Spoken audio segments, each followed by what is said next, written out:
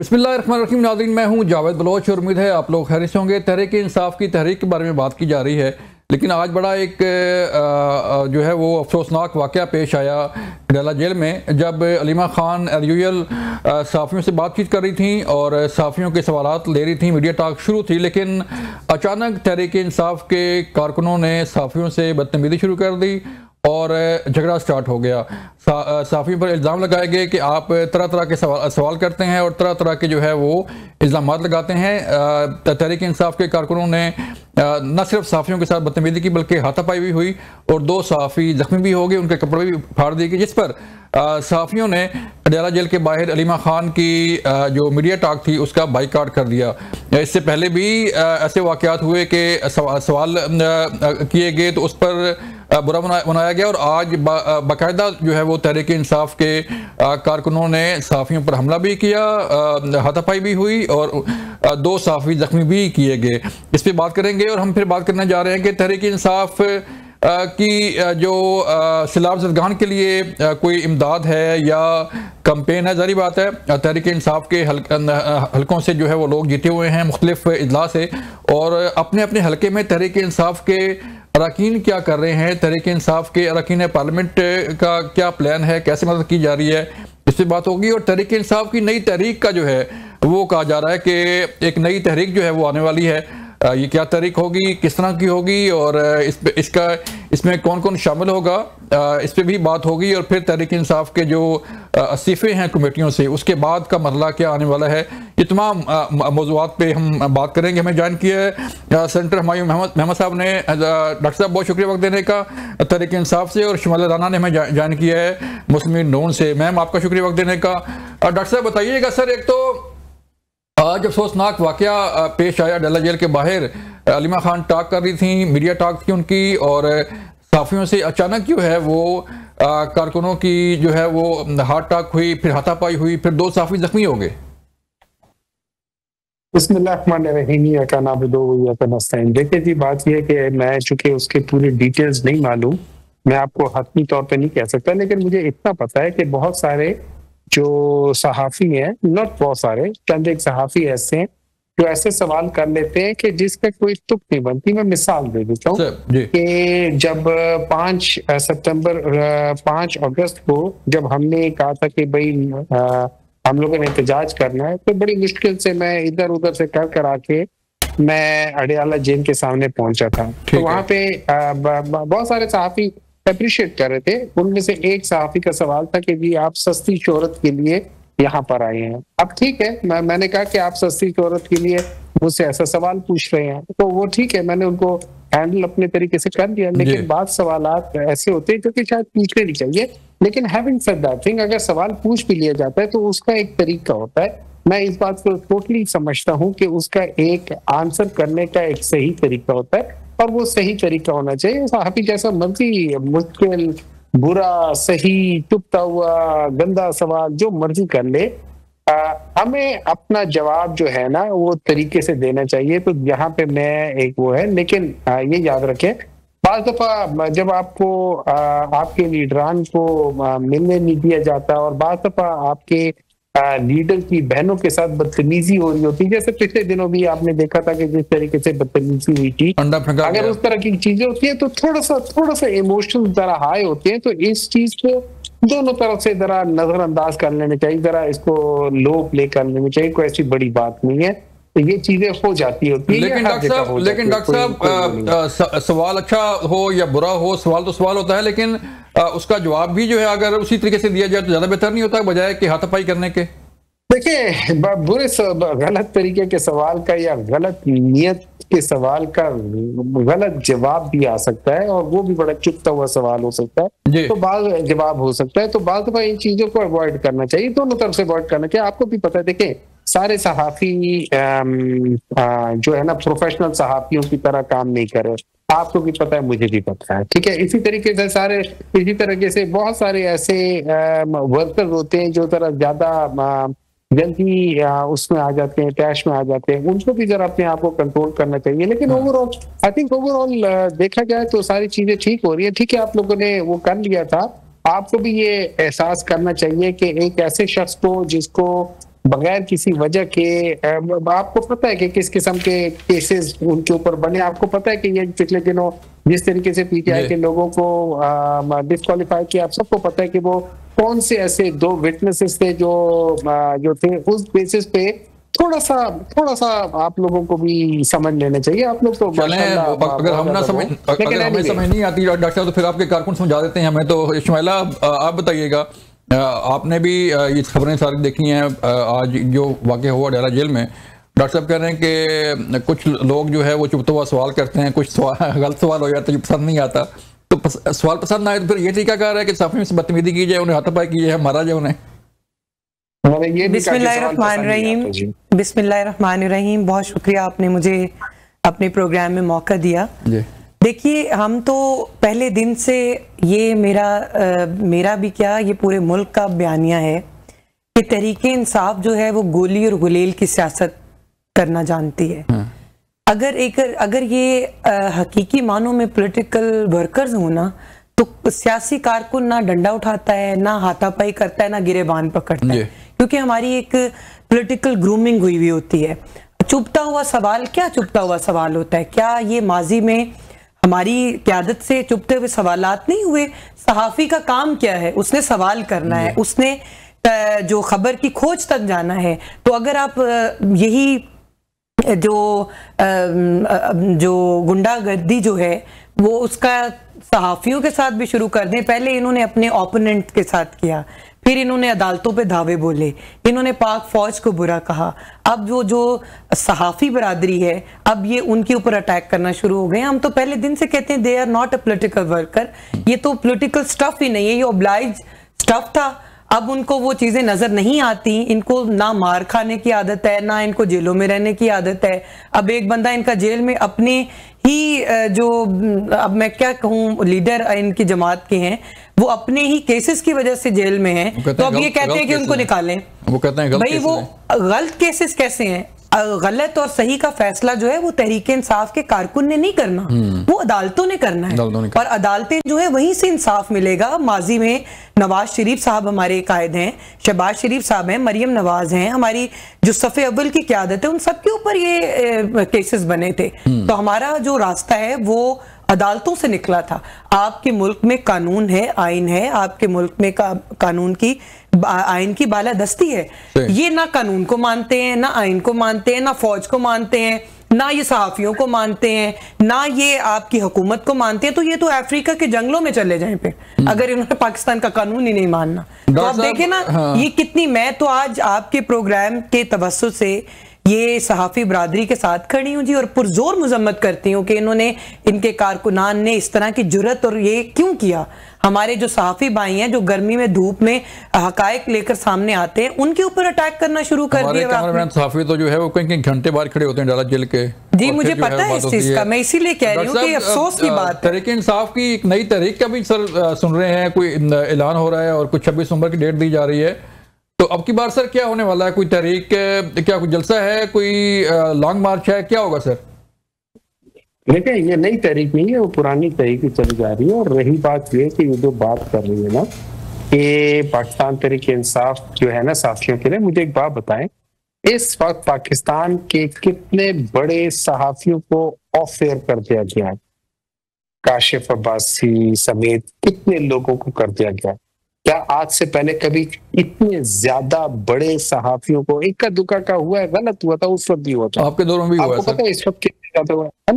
मैंने पहले कह दिया था कि अगर हमारे दौर में हुआ था तब भी इक्का दुक्का हुआ था, उसको भी वो भी गलत था। लेकिन आपको पता है ऑलमोस्ट तकरीबन इस वक्त कोई 15 से 16 जो आपके मेन स्ट्रीम लाइन वाले सहाफी थे, सबको हटा दिया गया जस्ट बिकॉज कि वो इनकी बात, इनके ऊपर चीजें उठाते थे, इनके सब कुछ करते थे। आपने वो प्रोग्राम देखा है जिसमें जब मरियम नवाज के ऊपर उन्होंने कहा कि यार इनके तो BMW थी, तो उन्होंने कहा इसको काटो, इसको नहीं बोलना, इसको ये नहीं करना। आपने देखा है कि वो लोग, जिन लोगों ने अगर कोई तनकीद की है बाहर को, उन लोगों को वो उनकी नौकरियों से निकलवा दिया गया है। इन लोगों ने तो खैर वो किया, लेकिन having said that thing that does not mean कि अगर सहाफियों के साथ या जो भी सवाल कर रहा है उसके साथ बदतमीजी की जाए तो मैं उसको जस्टिफाई करूंगा। वो जस्टिफाइबल चीज है ही नहीं, तो इसलिए मैं वो नहीं करता। और रही बात ये हमारा जो भी इवेंट या जो भी ये तहरीक हो रही है, ये कंटिन्यूटी ऑफ इवेंट्स हैं, और ये अभी हम आहिस्ता आहिस्ता अपने उसमें जा रहे हैं। कभी आप होता है सफर होता है, कभी स्लो होता है, कभी ये सर वही तहरीक है जो 5 अगस्त को होनी थी, फिर 14 अगस्त को, फिर 90 रोजा तहरीक। ये नहीं, 5 अगस्त को अपनी हुई थी, 5 अगस्त को अपनी हुई थी, 14 को अपनी हुई थी, ये उसी तरीके से चल रही है। दरमियान में आपको पता है इस्तीफे भी हो गए, उसमें से ये कमेटियों में से इस्तीफे के, ये सारी कंटिन्यूटी है, मुख्तलिफ उसकी सीरीज है, ये कोई अलग अलग चीज नहीं है सर। यहाँ पे एक ब्रेक का कहा जा रहा है, ब्रेक के बाद वेलकम बैक। आपने देखी इसकी तहरीक, अभी डॉक्टर साहब ने कहा कि 5 अगस्त की अलग तहरीक थी, 14 अगस्त की अलग है, और अब 26 की जो है वो एक अलग तहरीक आ रही है। तो आप समझते हैं कि कोई असर पड़ेगा हुकूमत पे, जो डिमांड की जा रही हैं तहरीक इंसाफ की तरफ से, वो पूरी हो जाएंगी? देखिए, इनके साथ जब मुज़ाकरात होते हैं और उस टेबल के ऊपर बैठते हैं, तो इनका पहला जो मुतालबा होता है वो कहते हैं खान को रिहा करें जी। उसके बाद जब ये असेंबली में आते हैं, तो असेंबली में आते वक्त इनका सिर्फ एक ही होता है कि जी इमरान खान को रिहा करो जी।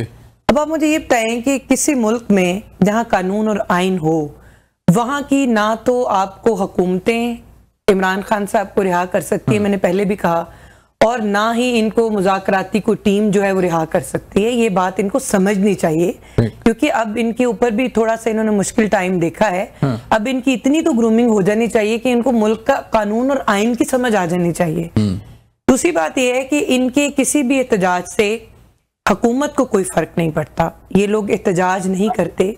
मसला ये है कि ये अगर एहतजाज करें तो लॉफुल असेंबली जो है इनको कानून और आइन भी इजाजत देता है, लेकिन ये अनलॉफुल असेंबली बन जाते हैं ना। ये एक फ्रीडम ऑफ स्पीच की और फ्रीडम ऑफ मूव की बात तो करते हैं, अब तो लेकिन इनको ये नहीं पता कि आइन का आर्टिकल 5 क्या कहता है। वो कहता है कि रियासत के साथ पहले आप लोग जो है ना वो रियासत के साथ सीधे ना हो, रियासत के साथ खड़े हो, रियासत की लॉयल्टी हो। ये आइन का आर्टिकल ये लोग देखते नहीं है। और मामला ये है कि अगर इन लोगों ने कोई एहतजाज करना है तो एहतजाज सियासी जमातों का हक है, पॉलिटिकल वर्कर्स का हक है, लेकिन वो एहतजाज जो है वो आफरे ना हो, वो राइटिंग ना हो, वो जत्थाइज्म ना हो, उसमें पेट्रोल बम ना गिरे, उसमें गोली ना चले। गोली और बंदूक की सियासत जो है वो मेरा ख्याल है वो पाकिस्तान इसका मुतहम्मिल नहीं हो सकता कि हम इनको आके इजाजत दे दें कि बंदे यहाँ पे गिरा दें और लाशों के ऊपर सियासत करें। इनकी एक वो जिले शाह जो था, वो एक कारकुन था, उसकी जो वफात हुई, इसके ऊपर इन्होंने अपनी सियासत चमकाने की कोशिश की। तो मैं ये तमाम जमातों के साथ, मतलब हमने खुद भी मारे खाए में है, हमने खुद भी एक पॉलिटिकल एक मुश्किल तरीन दौर देखा हुआ है, मेरी वालदा ने देखा है। तो मैंने कभी इस तरह की सियासत नहीं देखी जिसमें आप अपनी डिमांड के लिए आप लोगों के जो है वो खून से हाथ रंगना शुरू अपने कर दें। ऐसा नहीं होता। सियासी मोमेंटम जो होता है वो सियासी जो भी आपकी तहरीक है उसमें अगर खून शामिल हो जाए ना तो वो फिर खूनी तहरीक बन जाती है, वो सियासी तहरीक नहीं। तो तहरीक इंसाफ तो कहती है कि खूनी तहरीक होगी। ब्रेक कहा जा रहा है, लेकिन चले डॉक्टर साहब आपकी तरफ में आता हूँ सर, ब्रेक बाद में। खूनी तहरीक से फायदा नहीं होता जी। जी ठीक है डॉक्टर साहब, डिमांड्स फिर बात हो रही है कि जारी बात है आपने पहले भी जो है वो 5 अगस्त 14 अगस्त और अब नई तहरीक, तो क्या डिमांड सर वही है खान साहब की रिहाई? लेकिन हमने कभी खान साहब की रिहाई का ना हमने मुतालबा किया ना इमरान खान ने मुतालबा किया। अच्छा, हमने कहा है कि जो कोर्ट्स हैं वो कोर्ट्स अपना टाइम देंगे, अपने मेरिट पे करेंगे। अच्छा, मेरिट के लिहाज से अब आप देखिए, मैं आपको सिंपल सी बात बताता हूँ। अगर 2 ऐसे गवाह होते हैं कि जिनको कोई एक कोर्ट उनको कह दे कि ये सही गवाह नहीं है, झूठे गवाह हैं, तो उनकी गवाही खत्म हो जाती है। तो जो सरगोदा का कोर्ट है उसने उन दोनों गवाहों को झूठा करार देते हैं। फिर मुख्तलिफ कोर्ट जैसे लाहौर का हो गया या मियांवाली का हो गया, उन्होंने इन्हीं गवाहों के आधे गवाह को आधी गवाही को सच माना और आधी गवाही को झूठ माना, तो उस लिहाज से उनका बनता ही नहीं है। तोशा खाना अपनी जगह वगैरह उसके अंदर मोरालिटी आ सकती है, लेकिन उसके अंदर कोई बेईमानी नहीं है। अगर बेईमानी या गलत चीज है तो 2 चीजें उसकी। जब मियां नवाज शरीफ और मरियम नवाज ने गाड़ियां निकाली थी और आसिफ अली दत्तानी ने गाड़ी निकाली थी, ये वो है जो बेईमानी है, जो क्राइम है एज पर द लॉ, ठीक है। अब उसके बाद एक और बात बता दें, देखिए इस तरह है कि हम लोगों ने कभी ये नहीं कहा कि हम लोग खूनी सियासत में, इन लोगों को असल में इन लोगों को पता नहीं है कि सियासत होती क्या है। ये लोग खानदानी है, बाप के बाद बेटा, बेटी के बाद दूसरा बेटा, माँ के बाद बेटी, और ये सारी चीजें, तो ये सारे एक दूसरे के साथ इन्होंने क्या स्ट्रगल किए होंगे डायरेक्ट इनको हो गया। डॉक्टर साहब ठीक है, डॉक्टर साहब ये बताइएगा कि सैलाब भी तो है और आपके हलकों में भी सैलाब है जो लोग वहां से इलेक्ट हुए हैं, तो तहरीक इंसाफ के पार्लियामेंटेरियंस क्या कर रहे हैं जो सैलाब ज़दगान उनकी इमदाद के लिए या रेस्क्यू के लिए कुछ प्लान है, कोई ये काम हो रहा है? बिल्कुल, वहां पे बिल्कुल काम हो रहा है। और आपको सबसे बड़ी अफसोस की बात ये होगी कि पंजाब की गवर्नमेंट ने पंजाब में उन लोगों को जो कि पीटीआई के लोग हैं, उन लोगों को मना कर दिया है कि नोटिफिकेशन कि आप लोग प्राइवेट तौर पे किसी को दे नहीं सकते हो, और अगर आपने देना है तो उसके ऊपर जब तक मरियम नवाज की तस्वीर ना लगाओ, साबुन के ऊपर अगर लोटा देना है, लोटे के ऊपर, ये नोटिफिकेशन है जी। अगर साबुन के ऊपर हो, ये जंग में या उस तरफ नोटिफिकेशन है, साबुन के ऊपर लगाओ तो साबुन के ऊपर लगाओ, लोटा देते हो तो लोटे के ऊपर उनकी तस्वीर लगाओ। जब तक आप ये चीजें नहीं करोगे आप लोग कर नहीं सकते। This is such a bad thing. इस वक्त वो टाइम होता है, ये याद रखें, पाकिस्तान के अंदर फिलैंथ्रोपी सबसे ज्यादा होती है और लोग अपने सबिलिल्लाह कर रहे होते हैं, अपने भाइयों के लिए कर रहे होते हैं, जो मुश्किल होते हैं उनके लिए कर रहे होते हैं। और ये तो इन लोगों की गवर्नमेंट की हालत है कि तशहीर करने के लिए ये हर एक चीज कर रही है। आपने देखा हुआ है कितने वीडियोस देखी हुई कि किस तरीके से एक एक चीज के ऊपर वो कर रहे हैं, मतलब टोटल जो चीज ये आता है। मैं तो ये समझता हूँ कि इनको भी, पंजाब को भी, जैसे केपी में जो जिनको नुकसान, लेकिन डॉक्टर साहब आपसे नोटिफिकेशन की बात कर रहे हैं, लेकिन परवेज लाई साहब के मुतालिक तो जो है हमने खबर देखी है कि वो अपना गुजरात में राशन तकसीम कर रहे हैं, उन्होंने किसी नहीं रोका उसको। सर जी मेरी बात बता रहा हूँ, मैं आपको बता रहा हूँ कि इस तरह हुआ है, हर जगह पे हुआ। मैं आपको अगर आप कहेंगे मैं आपको नोटिफिकेशन की कॉपी भी भेज दूंगा, मैं आपको नोटिफिकेशन और मैं आपको वो मुख्तलिफ वीडियो भी भेजूंगा जहाँ पे लोगों को बाकायदा पुलिस वालों ने रोका है वो करने से। और इस पे एक बात याद रखें, इस पे अस्मा बुखारी ने इसकी क्लैरिफिकेशन भी दी है कि हमने इसलिए कहा हुआ है कि वहां पे कोई ये मसला ना हो जाए, कोई खाने का मसला ना हो जाए, तबीयत ना खराब हो जाए, फलाना ना खराब हो जाए, ये है जस्टिफाइड। आप इस बात को देखिए आदमी, और ये लोग समझते कि ये लोग जो दे रहे हैं क्या वो इन लोगों ने किसी लेबोरेटरी से टेस्ट करा के किया हुआ है, क्या वो सारी चीजें प्रॉपर तरीके से किया हुआ है? झूठ बोलते हैं, झूठ के बेसिस पे आए थे ये, ना कभी वोट के बेसिस पे 990 में। ठीक है डॉक्टर साहब, पूछते हैं आप तो आपकी गवर्नमेंट है मैम, डॉक्टर साहब कह रहे हैं कि कोई आपने नोटिफाई कर दिया है कि तस्वीर के बगैर जो है राशन नहीं होता। देखिए पहली तो बात यह है कि डॉक्टर साहब हमारे मौजूद रुकन हैं और उनका एक अपना ओपिनियन है, मगर ऐसा कोई सर्कुलर या ऐसा कोई नोटिफिकेशन हमारी नज़रों से नहीं गुजरा। और जो मुखय्यर हजरात हैं, देखिए ये नेचुरल डिजास्टर है, ये कुदरती आफत है, इसको अकेली मरियम नवाज शरीफ या शहबाज शरीफ साहब जिसको ना हैंडल नहीं कर सकते। इसमें तमाम मुखय्यर हजरात को एक कौम बन के निकलना पड़ेगा। और ये कैसे मुमकिन है कि आप किसी मुखय्यर हजरात को ये कहें कि आप मेरी तस्वीर जो है वो आटे के थैले पे लगा दें? ये तो बात बच्चों वाली बात मुझे लगी है सुन के, और अफसोस हुआ है कि एक हुकूमत जो इस वक्त अपने लोगों के शाना बिशाना खड़ी है, पंजाब हुकूमत, वफाकी हुकूमत जो है, उन्होंने कभी किसी वक्त भी किसी लम्हे जो सैलाब मुतासरीन है उनको तनहा नहीं छोड़ा, और उनके ऊपर भी अब इस तरह की बातें कर रहे हैं। मेरा ख्याल है कि ये सैलाब और ये जो कुदरती आफात हैं, इस पे आप लोगों को बख्श दिया करें, वो लोग जो काम करना जानते हैं। देखें गंडापुर साहब हैं, उनकी मुझे कोई फुटेज दिखा दें, वो कहाँ पे गए हैं आप मुझे बताएं। क्या जो पंजाब है उसने बड़ा भाई का किरदार अदा नहीं किया? क्या मरियम नवाज शरीफ साहिबा ने अपना किरदार अदा नहीं किया? फर्स्ट वजीर आला है, पहली खातून वजीर आला है, लेकिन उन्होंने इतनी अच्छी तरह से इस पूरे मैं आपको यहाँ पे बताना चाहती हूँ कि अगर बेहतरीन हिकमत अमली ना होती तो शायद इससे ज्यादा तबाही होती। हम फिगर्स की तरफ आते हैं, अभी देखें कि जो इस वक्त तक की जो तादाद है उसमें अब तादाद थोड़ी सी बढ़ भी रही है। 9,292 जो जी हाउसेज हैं वो टोटल डैमेज हुए हैं इस वक्त। अभी ये कंटिन्यू है, चीजें जो हैं वो आ रही हैं। ये 7,000 पहले थी, अब 9,292 क्या है।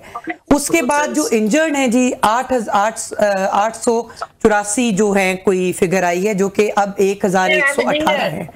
उसके बाद जो लाइव स्टॉक है जिसमें लोगों की कोई मवेशी जानवर हैं वो भी कोई लगभग 9-10 हज़ार के करीब जो हैं।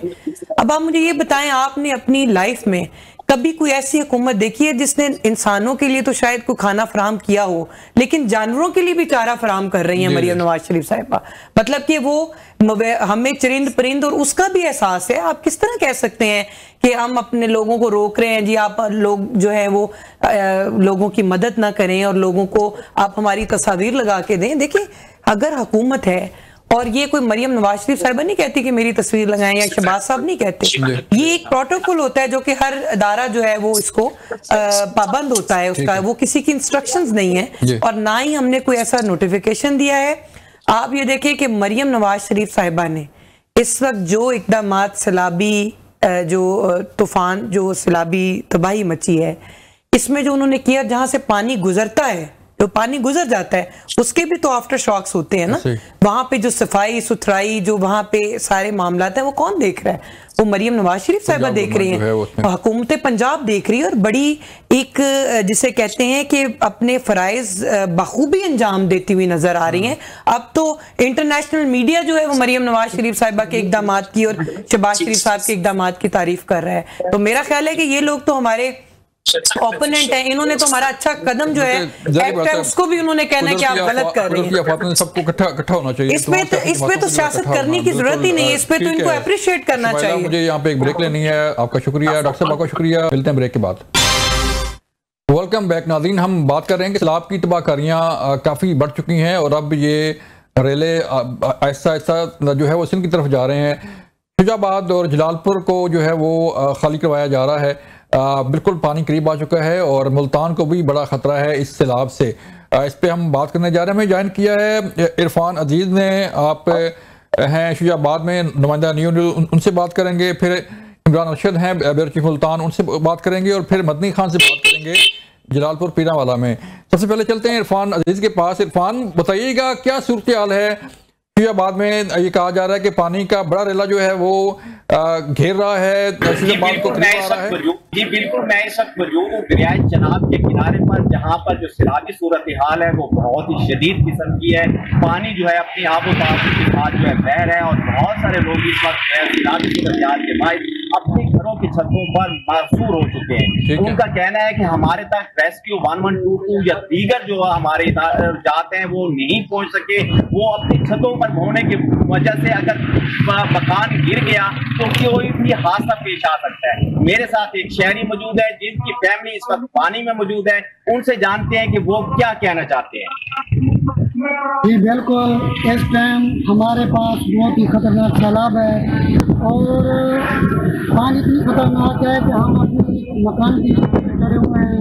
किसी भी टाइम किसी भी वक्त यह पानी बह आ सकता है और ये बहुत बड़ा हादसा हो सकता है। इस टाइम पे हमारा कोई हुकूमत का नुमाइंदा, कोई फौज का बंदा, कोई आर्मी का बंदा या कोई बंदा नहीं आ सकता। हमें इसके लिए ना कोई इंतजाम चाहिए। ठीक है इरफान, ठीक है, आपकी बात पहुंच गई। अपना ख्याल रखिएगा और जो लोग वहाँ पे हैं उनके मुतालिक भी अपडेट रखिएगा हमें। इमरान अरशद, आपकी तरफ आता हूँ, क्या सूरत हाल है? आज बिलावल भुट्टो जरदारी भी वहाँ पहुंचे मुल्तान में और उन्होंने बातचीत की, प्रेस कॉन्फ्रेंस भी की और जो सैलाबजदगान है उनसे मुलाकात भी की। अरशद, बताइएगा इमरान के मुल्तान को बचाने के लिए क्या किया जा रहा है? पानी का पहला जो रेला आया था वो मुल्तान के जो पहला बंद है मुल्तान का हिफाजती बंद, चूंकि बुनियादी तौर के ऊपर मुल्तान को बचाने के लिए 3 बंद है तो पानी अभी पहले बंद के साथ मौजूद है। लेकिन जो बड़ा खतरा इस वक्त बन रहा है वो ये है कि इस खड़े पानी के अंदर अगर बारिशें, जो कि जनूबी पंजाब में बताया जा रहा है कि मामूल से कुछ ज्यादा होंगी, वो मजीद तबाही फैलाएंगी। और ये भी कहा जा रहा है कि हेड त्रिमू से तकरीबन 4-4.5 लाख क्यूसेक का रेला जो है वो चला हुआ है, जो आहिस्ता आहिस्ता अब दरिया चनाब के पानी में दाखिल होगा। चूंकि हेड त्रिमू के मुकाम से ही हमने अंदाजा लगाना है कि मुल्तान तक कितना रेला पहुंचेगा। तो हेड त्रिमू से अगर 4 लाख का रेला गुजरता है तो वो अब जाके मुल्तान के अंदर तकरीबन 2 से 2.5 लाख पहुंचेगा पानी। लेकिन ये भी इस कदर ज्यादा होगा कि जो पहला हिफाजती बंद है उसके ऊपर प्रेशर बढ़ेगा। अगर पहले हिफाजती बंद के ऊपर प्रेशर बढ़ता है तो हेड मोहम्मद वाला से थोड़ा पीछे जो है फैसला किया जाएगा ब्रीचिंग पॉइंट के ऊपर के रोड को ब्रीच करके पानी आगे गुजारा जाए। लेकिन इस वक्त भी जो पहला रेला था वो मुल्तान से तो गुजर गया। मुल्तान के मुजाफाती जो इलाके हैं, मोहम्मदपुर कोटा, कासिम बेला, उसके साथ साथ दीगर बस्तियां, बंद पोस्टन, मीरन शाह, वहां पे बहुत ज्यादा उसने तबाही फैलाई है। पहले बंद के अंदर अंदर जो भी इलाके थे वो मुकम्मल तौर के ऊपर सैलाब में डूब चुके हैं, फसलें बागात मुकम्मल तौर के ऊपर डूब चुके हैं। लेकिन ये इसने ज्यादा तबाही मचाई है जाके जलालपुर पीरवाला में, जो कि मुल्तान की एक तहसील है, क्योंकि वहां पे दरिया सतलुज का पानी भी आ जाता है और इधर से दरिया चनाब का पानी भी आ जाता है। और वहां पे लोगों की ये शिकायत भी वसूल हुई है कि उनके पास, चूंकि रेस्क्यू के पास या इंतजामिया के पास ऐसी कश्तियां या बोट्स मौजूद नहीं है जिनके ऊपर उनके जानवरों को या दीगर सामान को ज्यादा मिकदार में लाद के महफूज मकाम पे पहुंचाया जा सके। तो सैलाब मुतासरीन गिला करते हुए इमरान जो शहरी है मुल्तान के, वो किस हद तक तैयार हैं इस सैलाब से बचने के लिए, और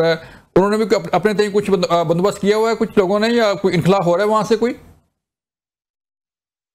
देखिए, मुल्तान शहर को इस वक्त सैलाब से खतरा मौजूद नहीं है, यहाँ पे मौजूद नहीं है सैलाब का खतरा। उसकी वजह यह है कि अभी पहला हिफाजती बंद है। अगर वो खुदा ना खास्ता जी 3 हिफाजती बंद, आपने बताया कि 3 हिफाजती बंद है ना, कि पहले बंद तक जो है अभी आ रहा है। मदनी, आप बताइएगा क्या सूरत हाल है शुजाबाद जो है वो जलालपुर की, वहां पे ये कहा जा रहा है कि पानी बिल्कुल करीब आ गया और ऐलान किया जा रहा है कि ये बस्ती, ये इलाका खाली कर दिया जाए। जी बिल्कुल, जलालपुर पीरवाला की जो तहसील है वो दरिया चनाब और दरिया सतलुज के संगम पर वाक़या है। एक तरफ से दरिया चनाब लगता है और दूसरी तरफ से दरिया सतलुज लगता है, और ये जनूबी पंजाब की सबसे ज्यादा मुतासर होने वाली तहसील है, जिसके अंदर तकरीबन 1 लाख जो एकड़ है वो फसलों के जो है वो मुतासर हुए हैं, और सैकड़ों की तादाद में जो अपना मवेशी थे वो मुतासर हुए हैं। और इसके साथ साथ कश्ती उलटने के बाद यहाँ इंसानी जानों का ज़िया भी हुआ है। और इस वक्त भी जो शहर की सूरत हाल है वो इस वक्त हाई अलर्ट पर है, क्योंकि शहर के गिर्द जो एक बंद बनाया गया था, हिफाजती बंद, उस बंद के करीब पानी पहुंच चुका है और रोज बरोज पानी की सतह जो है वो मुसलसल बढ़ती जा रही है, जिस वजह से शहर को अब जो है खतरा लायक हो चुका है। अगर मैं टोटल यहाँ नुकसानात की बात करूं तो तहसील जलालपुर पीरवाला के 114 मवाज़ात हैं। उन 114 मवाज़ात में से 75 मौदे जो हैं इस वक्त वो जो है मुतासर हो चुके हैं। इनमें से 25 मौदे जो हैं वो हैं दरिया सतलुज से मुतासर, और 50 मौदे जो हैं वो दरिया चनाब से मुतासर हुए हैं, जिनमें लोगों के घर भी खत्म हो गए हैं, बस्ती की बस्तियां सफा हस्ती से मिट गई हैं, और अभी तक भी लोग वहां अपने घरों के अंदर फंसे हुए हैं। रेस्क्यू जो है वो नहीं किया जा रहा। मदनी के रेस्क्यू ऑपरेशन कैसा जा रहा है, लोगों को निकाला कैसा जा रहा है, और अभी जो बताया जा रहा है कि लोग कहीं जो लोग हैं वो वहीं अपने घरों में मौजूद हैं? जी बिल्कुल, पानी की अगर हम सतह देखें तो तकरीबन पानी की सतह 15 से 20 फुट की खड़ाई तक मौजूद है, और लोगों के घरों के अंदर पानी पहुंच चुका है। लोग अपने घरों की छतों के ऊपर अभी बैठकर 15 पे और रेस्क्यू को कॉलिंग कर रहे हैं, मगर रेस्क्यू और जो 15 हमारी जो पंजाब पुलिस है उनके पास इतनी फैसिलिटीज नहीं है। सिर्फ पहले 8 कश्तियां थी जिनसे वो काम चलाया जा रहा था। 8 कश्तियों के जरिए से जो लोग फंसे हुए थे उनको निकाल कर महफूज मकामात पर मुंतकिल किया जा रहा था। लेकिन अब दूसरा दिन है, आर्मी जो है उन्होंने स्टैंड लिया है, वो यहाँ जलालपुर पीरवाला तहसील में पहुंचे हैं। अब उनके पास 14 कश्तियां जो हैं वो इजाफी आ चुकी हैं। अब जहां से कोई कॉल महसूस होती है तो वहां जो है आर्मी की कश्ती या रेस्क्यू की कश्तियां या फिर जो प्राइवेट कश्तियां हैं वो भी 5 यहाँ इस वक्त फंक्शनल हैं, वो लोग बिल्कुल पाक फौज में भी पहुंच चुकी हैं और पाक फौज की रेस्क्यू टीमें भी लोगों को बचा रही हैं। मुजफ्फरगढ़ चलते हैं, वहाँ की सूरत हाल से आगाह करते हैं आपको कि मुजफ्फरगढ़ में क्या सूरत हाल में ज्वाइन किया है फरहान हाशमी ने। फरहान, मुजफ्फरगढ़ बताइएगा, मुजफ्फरगढ़ का पूरा इलाका जो है वो सुनने में ये आ रहा है कि सैलाब की जद में है और काफ़ी लोगों का नुकसान हुआ है।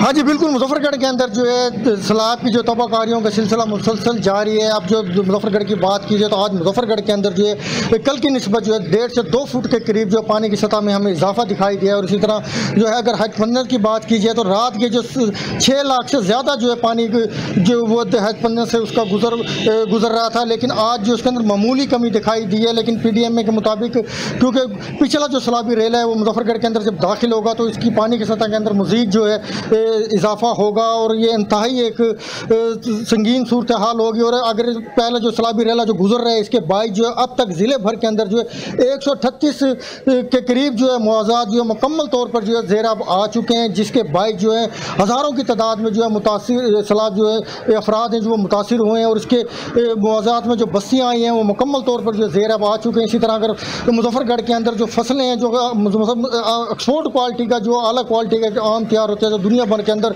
दिरे चनाब का जो आम मशहूर है वो मुजफ्फरगढ़ का आम है, लेकिन उसके बागात जो है वो मुकम्मल तौर पर ज़ेराब आ चुके हैं। इसी तरह गन्ने की फसल है और जो सब्जियाँ हैं वो मुकम्मल तौर पर पानी के अंदर जो है बहुत हो चुकी हैं। और इंतज़ामिया की जानिब से जो है मुजफ्फरगढ़ ज़िले भर में जो है 22 फरद रिलीफ कैंप लगाए गए हैं, जहाँ मुतासरीन को सुबह का नाश्ता, दोपहर का खाना, रात का खाना, इसी तरह जो है सहूलियात जो है फराहम की जा रही हैं। और इसके साथ साथ मैं आपको ये बताता चलूँ मुजफ्फरगढ़ का जो दरियाई बेल्ट का एरिया है वो तकरीबन 210 किलोमीटर पर मुश्तमिल है, जो मुजफ्फरगढ़ के जुआना बंगला, रंगपुर, हेड मोहम्मद वाला, मुजफ्फरगढ़ और इसी तरह शहर सुल्तान जतोई से होता है हेड मोहम्मद वाला तक ये 200 किलोमीटर का जो है सैलाबी जो है बेल्ट बनती है, जिसके अंदर जो 138 के करीब जो मुआवजात वो अंतहाई बुरे तरीके से जो मुतासिर। और आज सुबह से ही जो है बारिश का सिलसिला भी जारी रहा है, जिसके बायस जो है सैलाब के मुतासरीन है जो उन्हें काफ़ी परेशानी और दुश्वारी का भी सामना करना पड़ा और पानी की सतह के अंदर भी जो है काफ़ी जो हद तक जो है इजाफा भी हमें दिखाई दे रहा है।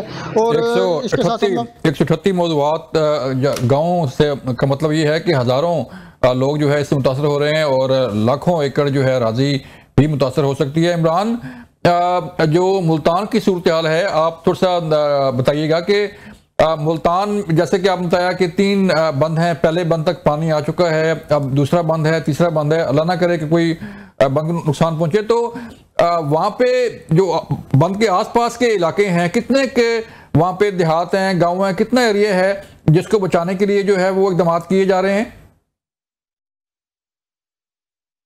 देखें यहाँ पे तकरीबन 138 जो मौजाजात हैं जो पहले दिन से इंतजामिया कह रही है कि उनका तयन कर लिया गया है और उसके बाद जो है जो बिल्कुल ज़ेरे आबाद जाने वाले गांव हैं वहां से इनखला मुकम्मल कर लिया गया है। लेकिन जब ऐलानात के बावजूद जो मुख्तलिफ लोग हैं वो दही इलाकों से या बेट के इलाकों से नहीं निकले, तो जैसे जैसे पानी पहुंचा तो फिर उनको मुसीबत पड़ी, खासतौर के ऊपर मुल्तान और जलालपुर पीरवाला में, कि फिर उनको प्राइवेट बोट्स की मदद से बाहर आना पड़ा, क्योंकि वक्ती तौर पे अगर वो पहले ही नकल मकानी कर जाते जब पानी नहीं आया था तो शायद उनको बोट्स की जरूरत ना पड़ती। और दूसरा पीपल्स पार्टी जो है वो इधर जनूबी पंजाब के अंदर और मुल्तान के अंदर जो ये एक दुख की घड़ी है उसमें बिलावल भुट्टो जरदारी को उन्होंने दावत दी और वो बहुत अच्छा काम कर रही है।